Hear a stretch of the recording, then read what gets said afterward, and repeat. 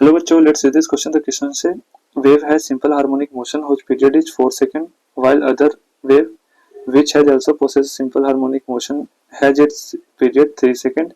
If both like waves are combined, then the resultant waves will have the period equal to, and our options are option A 4 second, B 5 second, D 12 second, and like C 12 second, and D 3 second. So the key concept used here is like beat frequency. We know beat frequency क्या होता है, like the difference between the frequency of the two wave, right? And हमें question में like time period दे रखा है, and we know अगर to independent wave हो और वो लाइक डिफरेंट फ्रीक्वेंसी के साथ हो और सुपर इम्पोज करे तो बीट प्रोड्यूस होता है, राइट? एंड जो बीट प्रोड्यूस होता है उसकी बीट फ्रीक्वेंसी क्या होती है?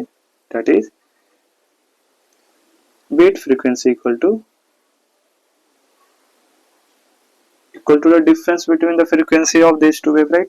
तो ये दोनों वेव की डिफरेंट फ्रीक्वेंसी की डिफरेंस क्या हो जाएगी? लाइक टाइम पीरियड पता है तो फ्रीक्वेंसी हम बता सकते हैं, right? That is equal to 1/t।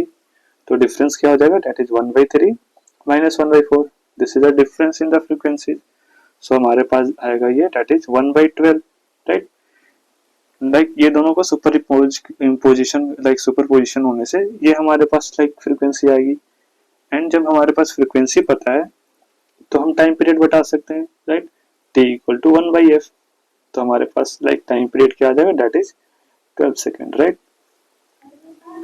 Right, क्यों? देखो लाइक ये दोनों लाइक सुपर इम्पोज किए तो बीट फ्रीक्वेंसी प्रोड्यूस हुई, राइट? बीट फॉर्म हुआ, एक बीट फ्रीक्वेंसी फॉर्म हुई जिसकी फ्रीक्वेंसी 1/12 है, राइट? जब हमें फ्रीक्वेंसी पता चल गई तो हम टाइम पीरियड बता सकते हैं, that is 1/f, that is 12 second आ जाएगा, right? So hope you understood it well, and our option is that is C is correct, right? So this is our final answer. Hope you understood it well. All the best.